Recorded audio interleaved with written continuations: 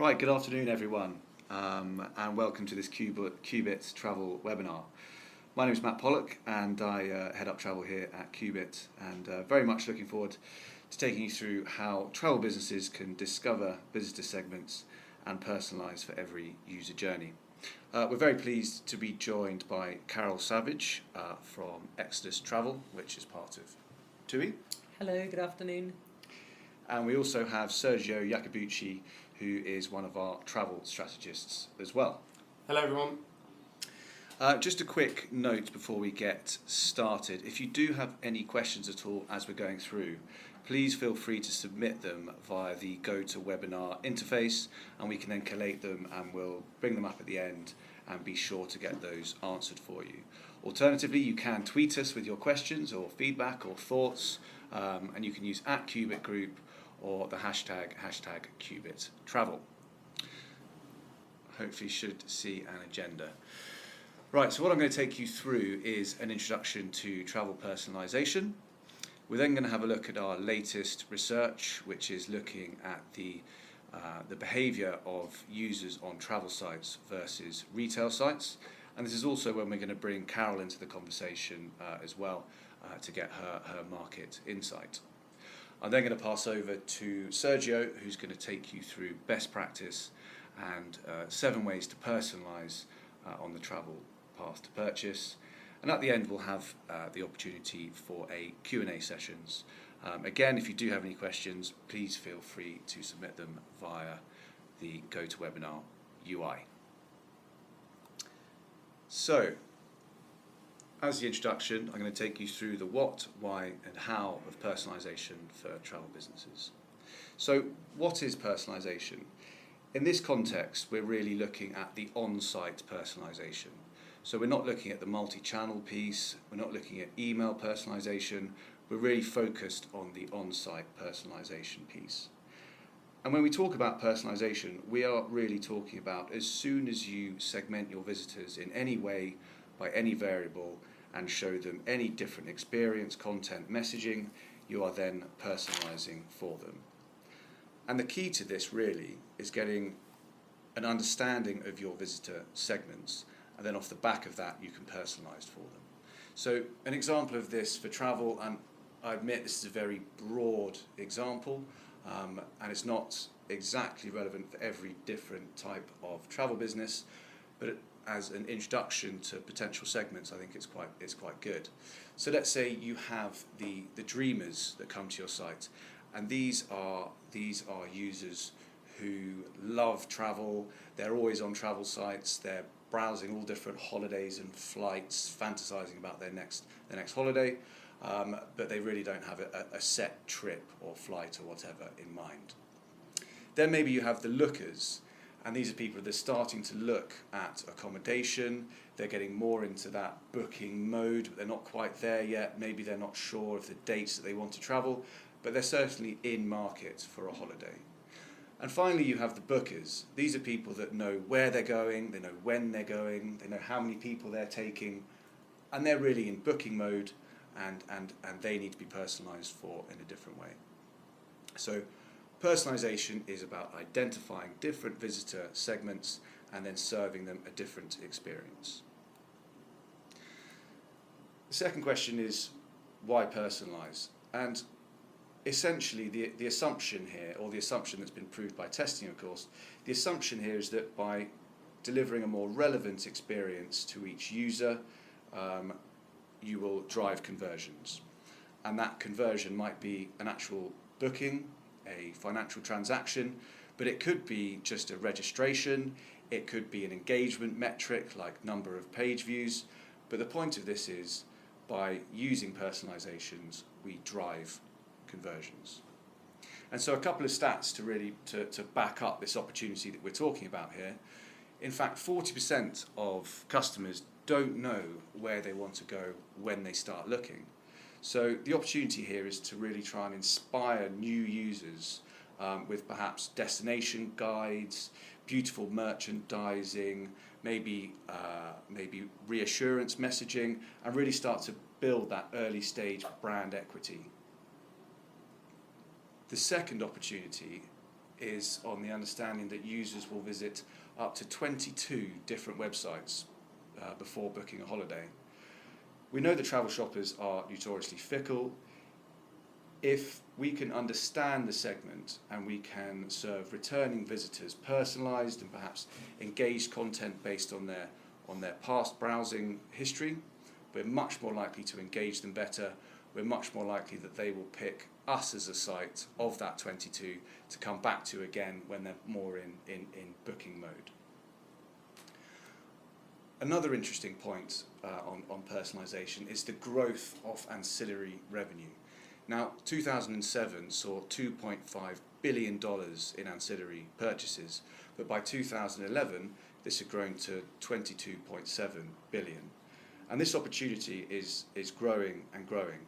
And through personalising merchandising for ancillary products, and in fact there's a wider point here around personalised merchandising, but certainly for ancillary revenue, if you can match ancillary products to specific segments, you're far more likely to generate the conversion.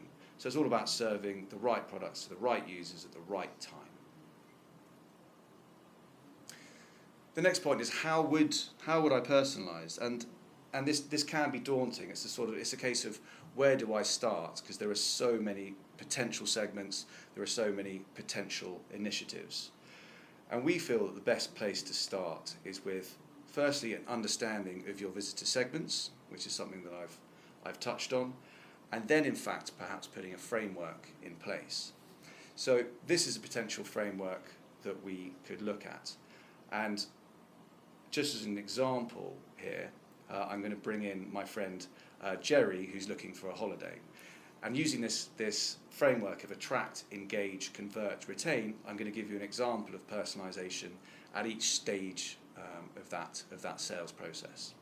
So let's say Jerry comes to my site, which is luxuryholidays.com, and I recognise that she falls into the segment of a new user in their first session, on their first page view.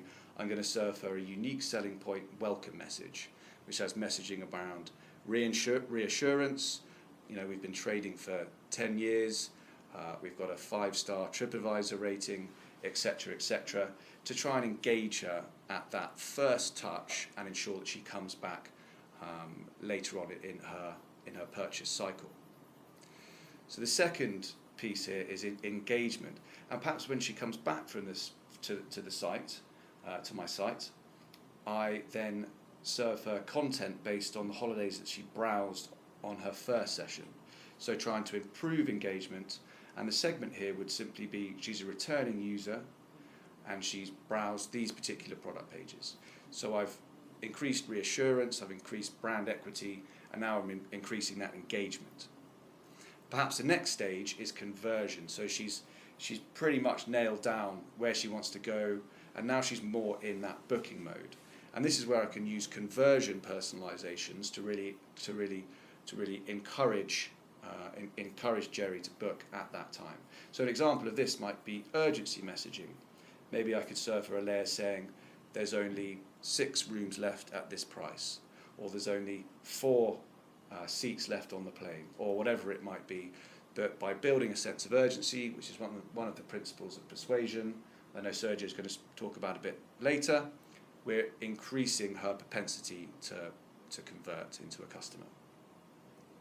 And the final piece is around retention. So maybe when she comes back to the site and we realise that she's been on her holiday, but she's back on our site, we serve her messaging around signing up to receive a newsletter, signing up to receive best offers, perhaps signing up to a loyalty scheme, or even saying you're a trusted and valued customer, please leave a review to help us to help our other customers find the perfect holiday for them. And this is really what a personalization framework could look like, and that is how you can start on your journey of personalization. No pun intended there. So now we're going to move on to our latest research. Now here at Qubit we're always interested in how customer behaviour differs across industries, And we had a look at the behavioural differences in Qubit clients across retail and travel. And this is where I'm going to invite Carol in to have a conversation with me around some of these points. But first off, we had a couple of points that we're already well aware of. So these were things like no surprises, conversion rates are lower in travel versus retail. So our travel clients saw an average conversion rate of 0.75%, which I think is pretty typical for the market, whereas retail, we actually saw an average of 5.29%. Average order values are typically higher, so our travel clients see an average order value over 10 times greater than that of retail. It's a higher value product, it's a more considered purchase. And finally, the path to purchase takes longer. So travel purchases take double the time compared to retail, 13.2 days compared to 6.5. So those are the sorts of things that we were really expecting to see. But also, we actually uncovered some really interesting insights that represent some real opportunities for travel businesses to capitalise on through personalisation. So you can see the first chart here, and it's looking at the mix of traffic and conversions between retail and travel sites based on device type. Now, there are lots of interesting things that we can take out of this, but the two pieces that I want to focus on are firstly that travel customers are twice as likely to browse on a mobile compared to retail, and there's no surprise in that mobile is a big opportunity for travel, but I'm not sure if people realise that it was in fact twice as big as that in retail, especially when you couple it to the second point here, which is that mobile conversion rates are in fact 15 times lower in travel sites than retail.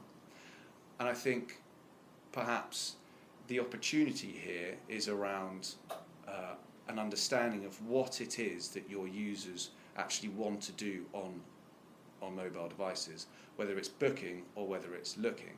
And I think, Carol, you had a point here that you wanted to bring in. What we've just relaunched our mobile website so that it's responsive, which has a much better acceptance from customers and through the research that we've done.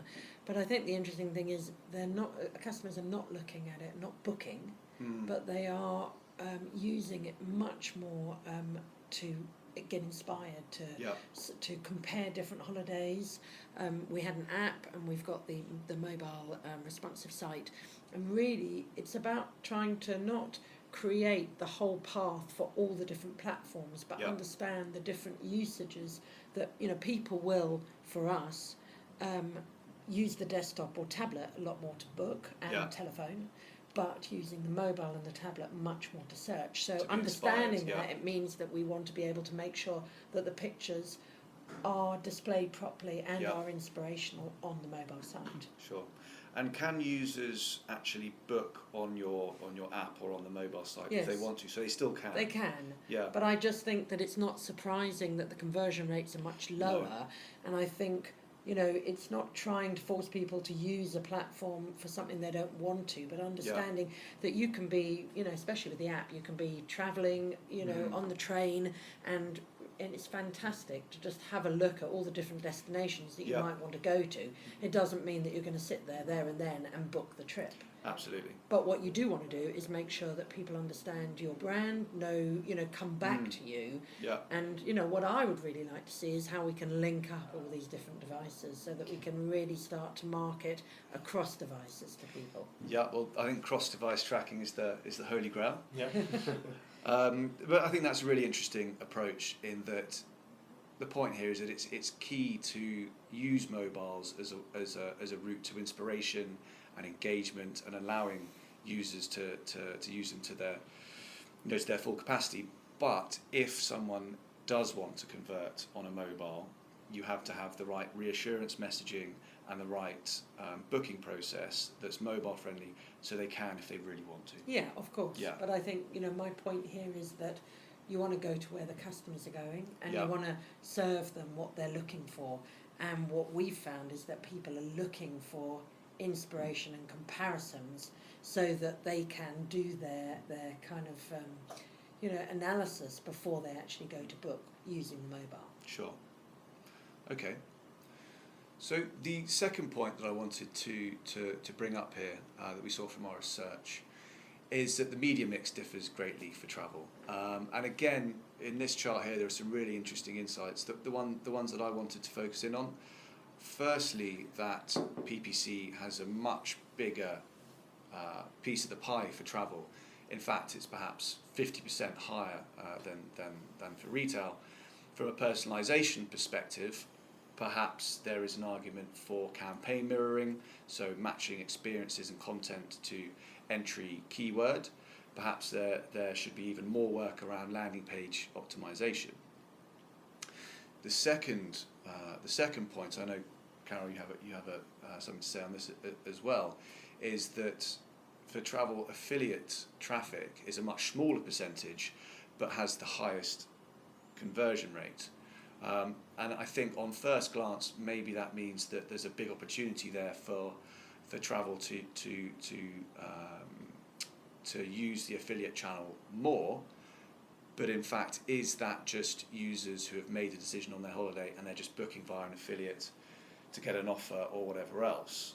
And I think perhaps the point here is that you need the right attribution model in order to be able to understand the value that the affiliates are or are not driving. I think the way we look at it is very much put together the affiliates and the display advertising into the same bucket, because we are. It's about whether people are actually coming to you via the display branded messages rather than search.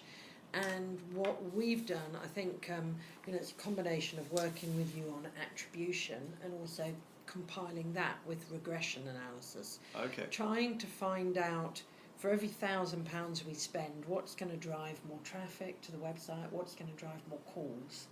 And it is, again, another holy grail that we're constantly looking at and working with you on. But I think the interesting thing is not just having a look at how many each of the channels brings, but what kind of customers they're bringing.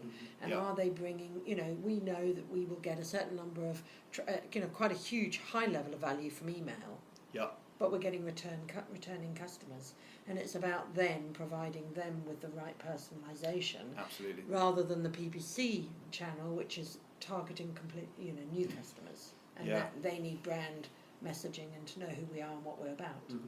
And that's a really good example of understanding segments, isn't it?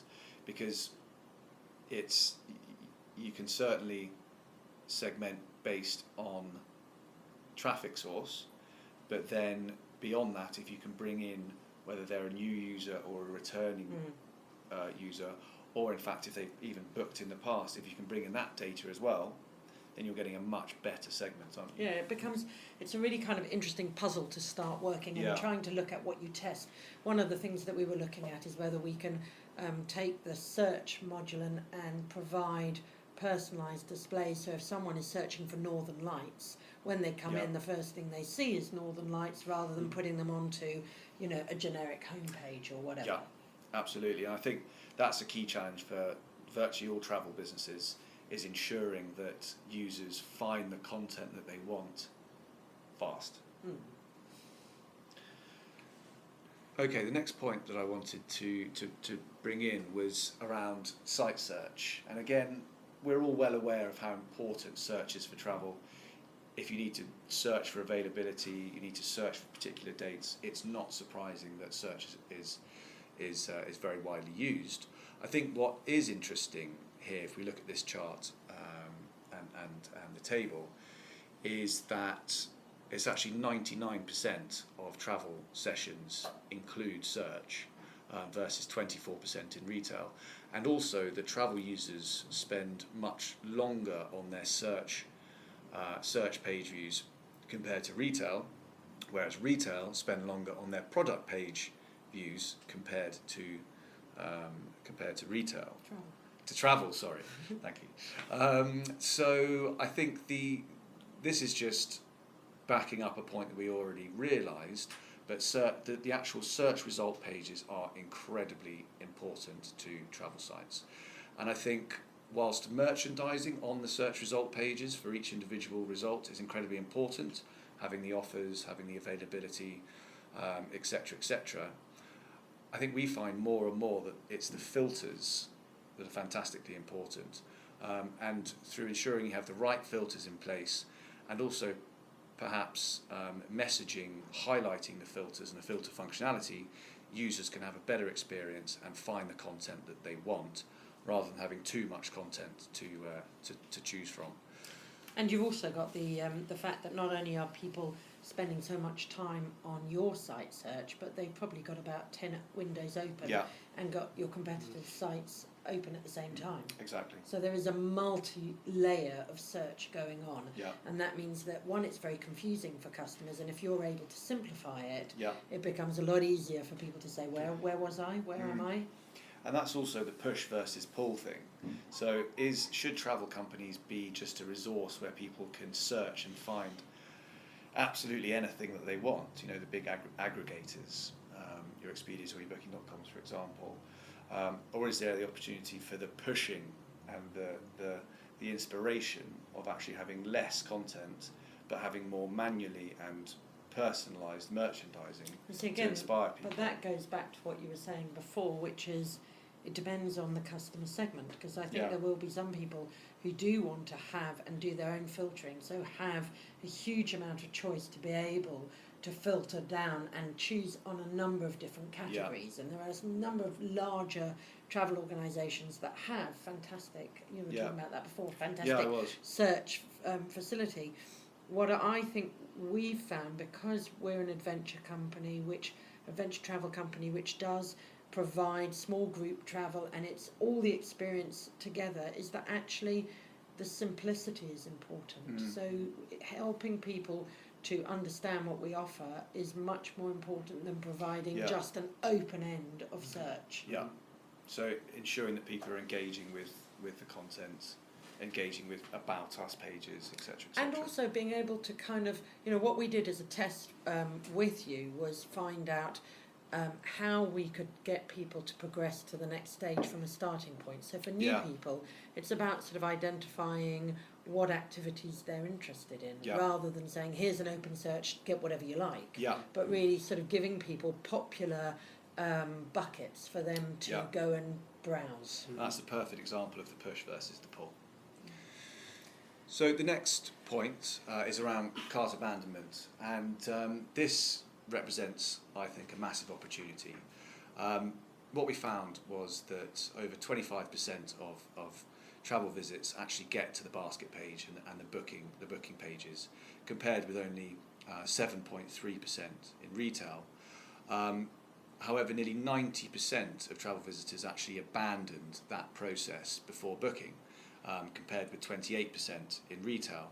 And whilst I think it's symptomatic of a travel user, or perhaps the structure of a travel site, that naturally more users will get into the booking process before abandoning, I think my takeaway here is that if you can just move that needle 1% and prevent that amount of people abandoning, that's going to make a massive difference to conversions and a massive difference to the bottom line.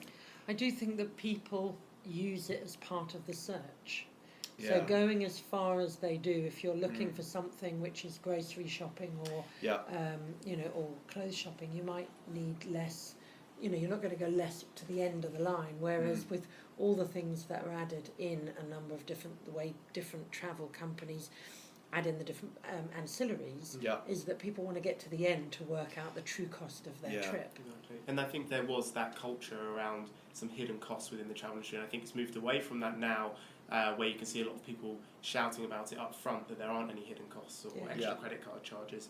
That definitely was the case maybe 3, 4, 5 years ago, and that's probably quite a lot of the reason as to why people are going so far down the funnel just to actually find out what that price is, because as we know, people are flittering about amongst other sites. They want to know what they're paying and whether they're getting the right value on that specific site. Absolutely. The next insight was around first impressions, We've got a graph here that's looking at the number of page views per session for travel sites and retail. And the interesting thing here was that travel sites tend to see fewer page views on their first visits, but actually a lot more in later sessions when compared to retail sites.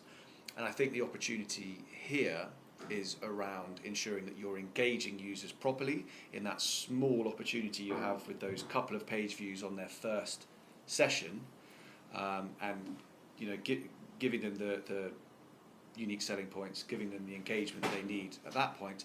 But then when they're returning, recognising that they're going to be getting deeper into the site and looking at more holidays or more flights or more whatever, and then bringing in personalisation again to recognise that and engage them as much as possible. I think the interesting thing is actually combining this chart with the last chart, because what this says to me is that we have a bunch of people, as I'm sure most clients do, and we've seen this in the research that we've done with you, which is a big chunk of people who will just come for a few pages on their first session and maybe not come back.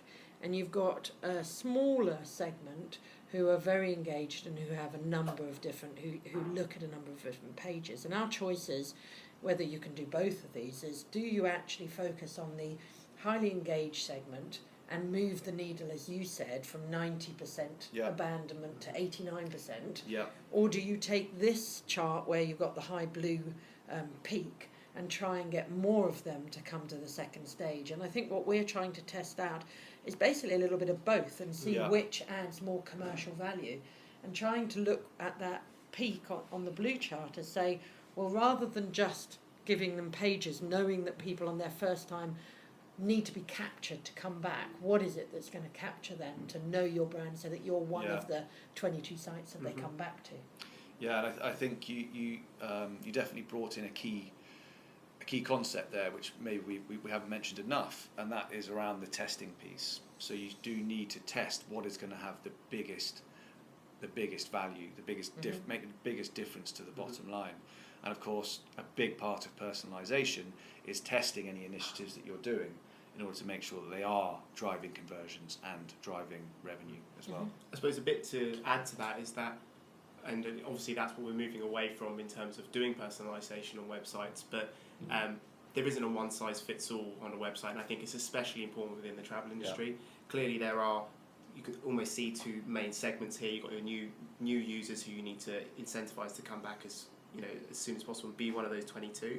The site can't be that and be the one that gets the people to come back who are coming back and really engaged at the end. It needs to be dynamic, and all the content needs to be populated dynamically in order to make sure that site can do both of those jobs, and hence obviously what the concept of personalisation is. But it's key that people start to look into that in order so it can fit into all these little areas that it needs to in order to increase conversion for all segments and all types of users. Absolutely. And the final insight that we have here, and a fairly punchy title, I will explain all, but what we found is that travel users actually repeat purchase faster than the retail users, and that's really surprising, because you'd assume that people book a holiday once a year, or they book flights a few times a year. But what we're actually talking about here is the purchase of ancillary products. So we've mentioned these a few times, and this certainly represents a big opportunity for travel companies. So the travel visitors tended to make associated purchases much faster, but in fact the amount of visitors who did purchase more than once over a 2-month period was much less than retail. So there is certainly an opportunity here, and from a personalisation point of view, if you can merchandise based on personalised information, so only show ancillary products based on everything that you know about that particular booking, one, you're far more likely to drive conversions, but two, you can actually take back real estate on your site and have a much less cluttered look and feel, and actually result in a more fluid booking process. And I think Carol, did you have a more general point around merchandising that you wanted to bring in here? Merchandising for us is quite, well, it's a very important topic, and it's not about ancillary purchase, but it's much more about how we stimulate interest and push people through the site, and recognising that it's not just about merchandising the homepage, because that probably only accounts for about 10% of people entering the site. Yeah. We have so many different stakeholders who are pushing products and shouting and banging on my door saying we need to push this product, or we need to sell this, or seasonally looking at things. And it's really for us about how you what we're testing at the moment is the difference between what product you're merchandising versus the position of the product that you're merchandising. Yeah. And the way I kind of think about it is like, you wouldn't put your most rubbish product on primetime TV. So, what are you able to push that really represents who you are and what you are and your DNA in your prime space? And then also providing space to be able to show the extent of your range. Yeah. So it is a really interesting area that we're trying to put mathematics, and sort of model behind in order, again, to test to see the effect on the commercial. Bottom line. No, that's very, very interesting. Now, all these insights have been part of our white paper, which is available at bit.ly/Qubit research-travel. And this has more detailed data and some further insights. It also has further examples as well, and some key actions that you might be able to implement straight away. But just in conclusion to this piece, before we move over to Sergio, we've long known that conversion rate and purchase cycles and average order value sort of vary greatly between travel and retail sites.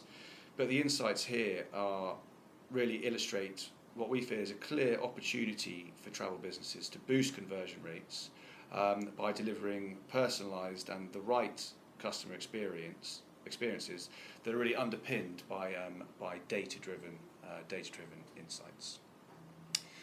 So I'm now going to pass over to Sergio, who's going to take us through some best practice examples. Great, thank you very much, Matt. So I'm going to take you through 7 best practice examples, and some of them might not be perfect for your business, but they might help to inspire you to think of how you could maybe use that concept on your current website. So I'm going to go straight into it, and on the first one we're going to go through use of hyperlocal technology. And the use case we're going to use for this is on the homepage, and it does kind of touch on what Carol was mentioning earlier. And the homepage is a prime part of marketing real estate. And it's quite common for the homepage to become very cluttered because people want their products on there, people want their promotions on there, and there's different parts of the business internally pushing and pulling over what gets to go on the site and how on the homepage and how far up. And for some businesses, there's a simple solution to this, and this is an example of if you were doing flights for your customers, and that would be you could use the hyperlocal technology to populate the content on the homepage dynamically. So you might have multiple flights from different destinations all across the UK, for instance, and you could use the geolocation to pinpoint where that person is currently browsing from, and then import that information into the page. So as you can see in the current screenshot that we have here, you can see you can fly from Manchester for as little as £60 per person. You can then pull in all of those important offers that will be most relevant to that user at that specific time. And here you can see you can fly to multiple destinations and all the offers that we have on at the moment. And it's a great way in order to personalise the homepage for each user, and this also be dynamically populated no matter where they come from. And it's also good for any flash sales that you might have for specific areas. So maybe all flights going out of London, for instance, maybe there's a percentage off or some money off extra baggage. And you could take over the homepage just for those London users and not disrupt the journey for the rest of the users that aren't from London, and keep your homepage ticking along as you're used to having it. The next one that we're going to pop onto is a combination of two different technologies.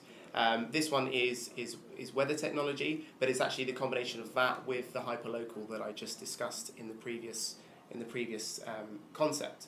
So here we could use two really powerful technologies. So hyperlocal is to where that person is, and then weather information to see the current weather forecast for those areas. And the example here is that we can get their location. So we could say they're in London, and as you can see on the screenshot here, we've got we're targeting people in London, but this would be dynamic no matter where they came from. And we can tell them the current degrees that they're focusing at the moment. When they look out the window, they can see roughly what the weather's like. And here we've got a message that says it's 8 degrees in London at the moment, but Mexico is 20% hotter. And I think the best use case for something like this would be on any last minute deals and things that you have, any product that you're really trying to push. It's a real sort of experiential, conversational piece that you can have that's actually populated by some very complex technology. And I think it's a nice way to be able to personalize any deals and everything that you have. And it's that little bit of extra information that you'll have on your site that maybe no one else will. The next one is very important, and we're going to cover sort of two areas within this one, and that's engaging people with your content. So it happens on all websites, but quite a lot of the time it's very much so in travel, where there's a lot of great content hidden behind the scenes. There's people's experiences of when they've gone to somewhere. There's destination guides. And these things sometimes get pushed into the background because maybe there needs to be offers that need to be populated on certain pages, or it's not a highly trafficked part of the site.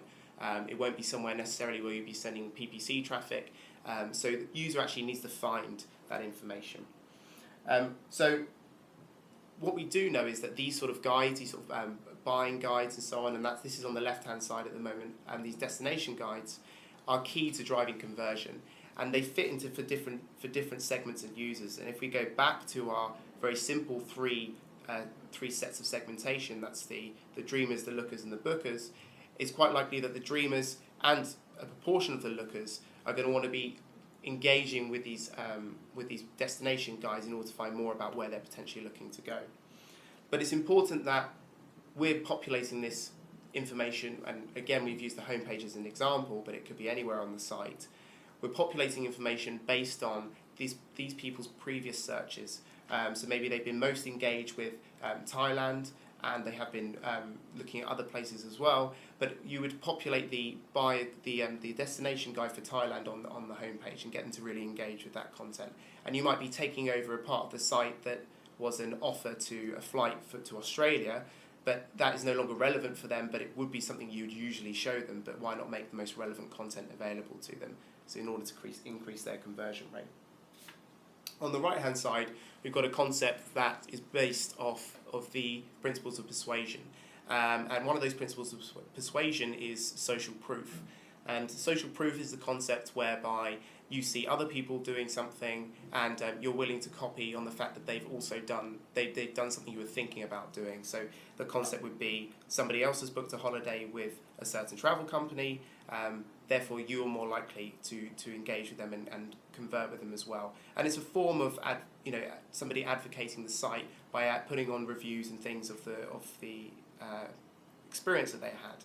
And that's what we've got here on the right hand side. We've got the customer reviews that are key to any travel site, and it's important that we can make these populate on as many pages as possible, maybe with a simple widget or something similar, whereby we can use this principle of persuasion, which we know works very well to increase conversion across the site, to increase the propensity for people to convert. So the next one we're going to talk about is retargeting. And not in the sense of ad retargeting, but on-site retargeting. So this kind of, we know this concept works through obviously the display networks and everything. It's obviously a well-known concept within the industry.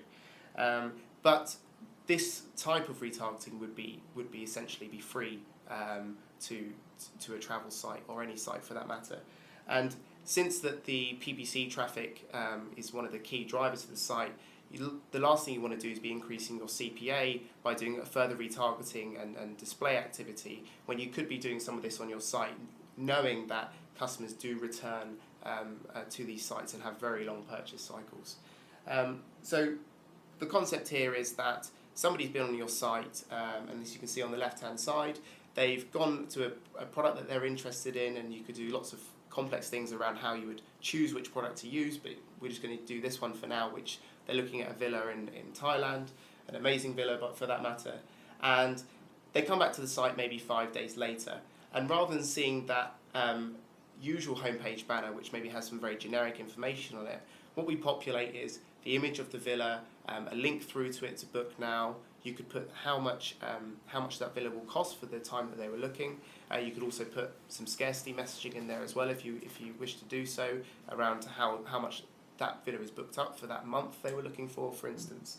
And here you're really personalising the content, and this is where you need to think about how you're becoming one of those 22 sites that people are flittering around. They're doing lots of research on lots of sites. Whoever facilitates this process of them coming back onto the site after previous searching, which requires a lot of effort on the user's behalf, is the one who's most likely to win those conversions, because they make it a lot easier for them to browse through everything that they were previously engaged with. So a really good example of this within the industry is booking.com. So I don't know if you probably have been on there yourselves, but if you haven't, then you'll notice the site, when you go on there, is completely generic homepage. It's what you would usually see on any site. If you conduct 3, 4, 5 searches and then come back, what you will notice is that the homepage is completely personalised. Apart from the search box, everything on there is completely personalised, and there's recommendations for you and everything. So just as a piece of inspiration, it's a good idea to go and have a look if you haven't done so already, and see what they do. The next one we move on to is urgency messaging, and this is again another principle of persuasion, and the one of scarcity. And it's quite a simple concept, and you see this around on lots of travel sites at the moment, and it is used quite powerfully in retail as well. And it's definitely one of those things that can be used across both industries, but probably to a larger extent in travel, because there is that finite availability of, if you're booking a villa, for instance, there's only one booking that can go in for that week or whatever it may be, or there's only a certain amount of beds in a hotel room that you can book up, and you might need 2 rooms. So it's a very, very strong concept in order to increase conversion. So this obviously is the concept here, as you can see on the left-hand side, of only 3 spaces left, or 3 seats left on a flight. And there is further messaging you could do around this in terms of this hotel room is booked up at 90% capacity for the month of July, so you know that it's almost a form of other people advocating the fact that hotel is a good hotel to book, but it's also in the form of scarcity as well. So 2 powerful messages that you could use. When this becomes really, really powerful is when you have something like the scarcity messaging, so how many are left, how many seats are left, and then the information that's showing the users how active the site is. So X amount of people are viewing this page, or this amount of people have added this to their wish list. And I suppose you're making that content and that information that's very important to the user and to help them make their decision, you're bringing that to life, you're bringing the site to life. And I suppose if you imagine you're in a retail store, it's not really any different from that, and it's just the online version of seeing 3 or 4 items on a shelf, and then the fact that the store is very busy. There's lots of people walking up and down the aisle, so you know that it could be likely that somebody else could grab those seats or the hotel space. The next one is upsell, and Matt touched on this earlier on in the presentation, and how important this is to travel companies, and how much the growth has increased over the last few years. And we know that obviously for travel sites, these are very high margin products normally, and so how can we make sure that people are enticed and want to purchase these? So we've got 2 examples here, and I think before I go into them, it's quite important that the angle that I've gone at this from is from the concept that it's not good to just litter people with lots and lots of your upsells. I think, as I mentioned earlier, there is that old culture within the industry of too many hidden costs, and the last thing you want to do is look like you're trying to do that to the user. The best way to do this is to personalize the upsell to that person and what their booking is like. So, example on the left that we've got here is around the idea that the person's coming into the checkout. You've probably got their flight information. This is for, say, a villa or a hotel. and you know that their arrival time is a very strange time. It might be 3 o'clock in the morning or something. You could provide them with a very specific message that says, you're arriving at a time when most shops are closed. How would you like us to provide you with a welcome pack with the essentials that you need? And there are travel sites out there that offer this sort of service. It's a great experience for the user, but also it's the perfect way to sort of introduce an upsell that doesn't look like you're trying to force something on them. It's actually something of genuine use to them when they arrive at their destination. The next one is a similar concept, whereby you can see within the booking how many people are in there, and normally you can see whether there's children and what their age groups are and so on. So if there are children on the flight or in the hotel booking, then you can offer them cot hire and maybe an incentive as to why they might want to put a cot in the room. You can give them a certain percentage off for that as well. But again, it's an example of a personalisation that is specific to that user and what's in their basket, not just a generic attempt to upsell them at those stages. And the next one, which might seem quite simple, but we know it's extremely powerful and it works very well with all of our clients, and this is the concept of nudges. I think Matt touched on this earlier around the search pages and other bits and pieces.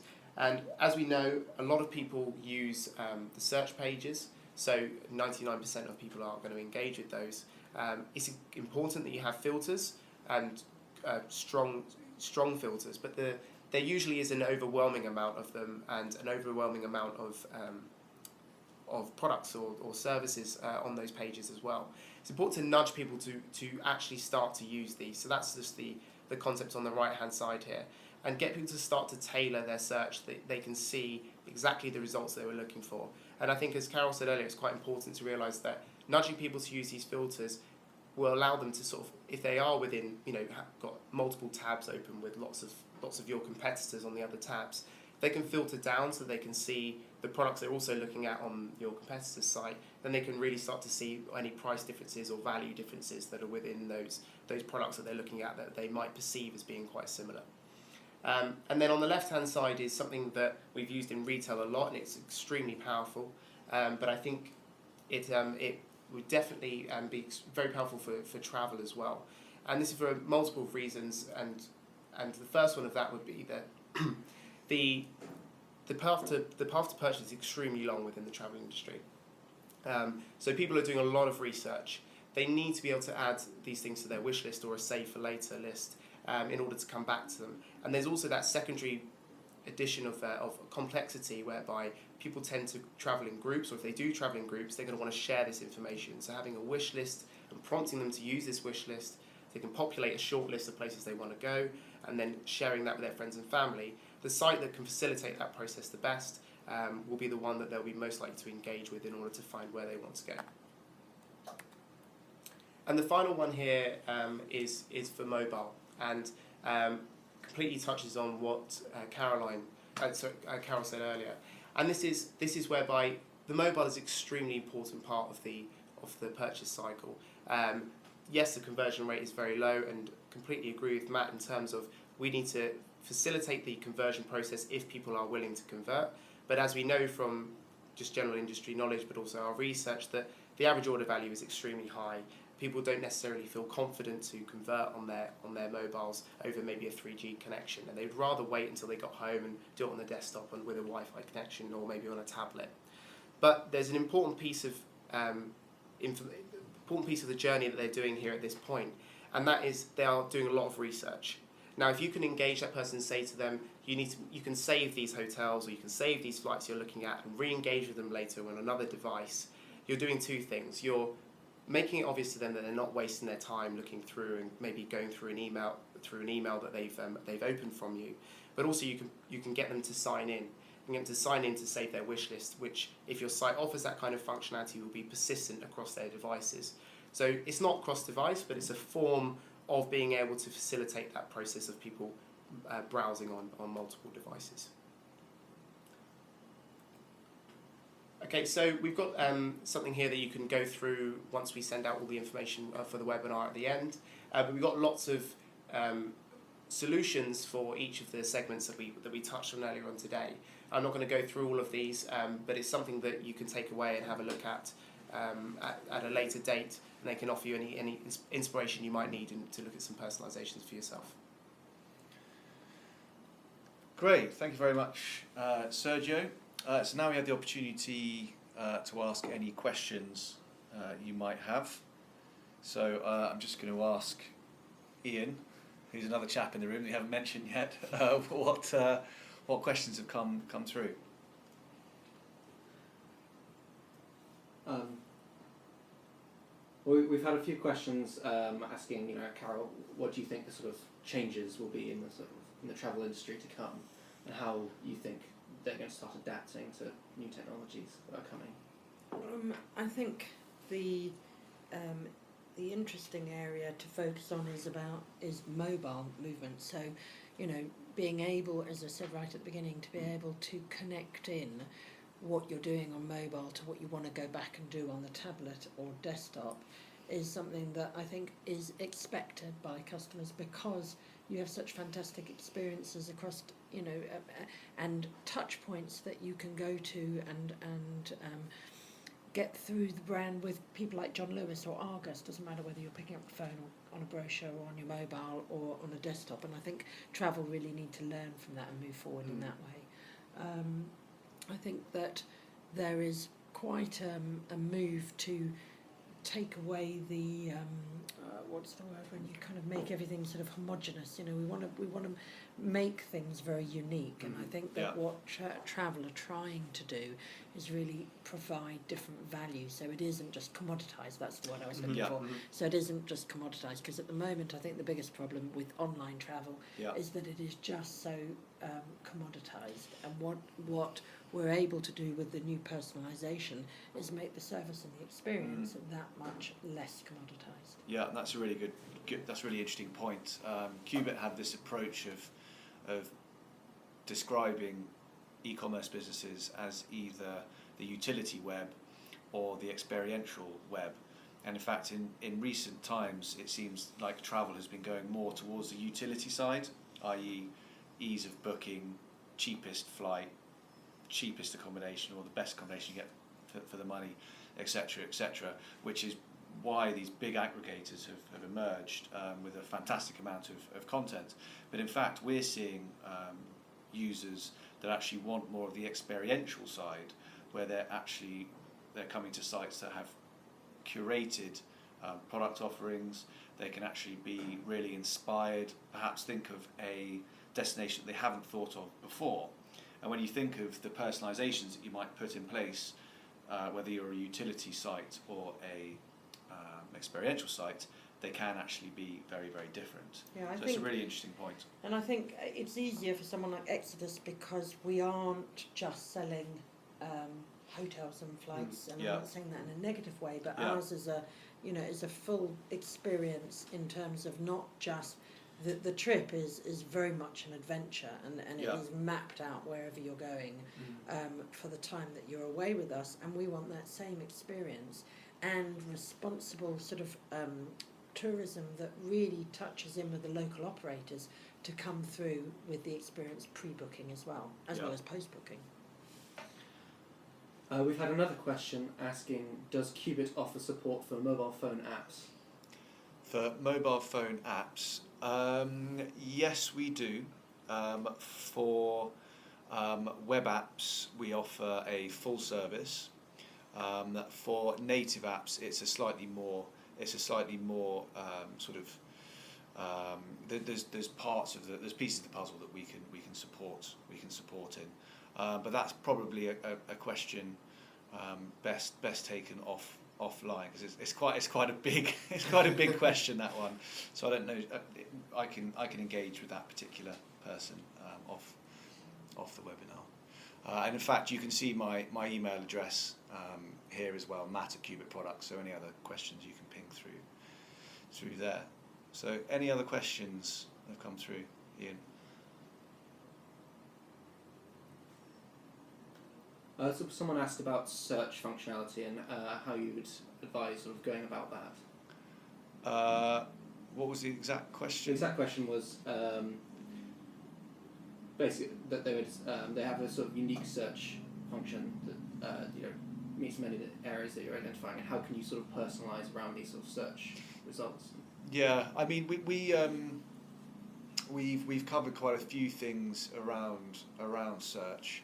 I guess on the personalization side, it's around the results that you're serving, perhaps what the default sort by is something interesting to personalize on.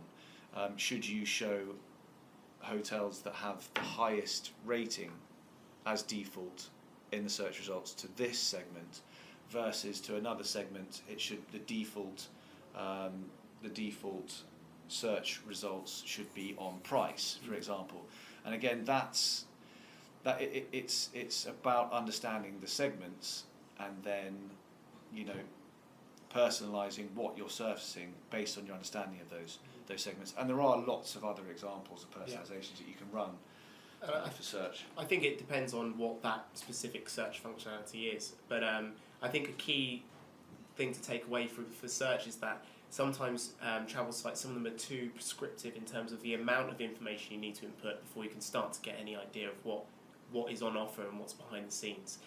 Some people don't know where they want to go. They might fall into this dreamers segmentation we're talking about, and they want to be inspired by a search that requires very little input on their behalf. They're willing to go anywhere, maybe in Europe. There's 2 of them travelling, and they know they want to go roughly in June or July.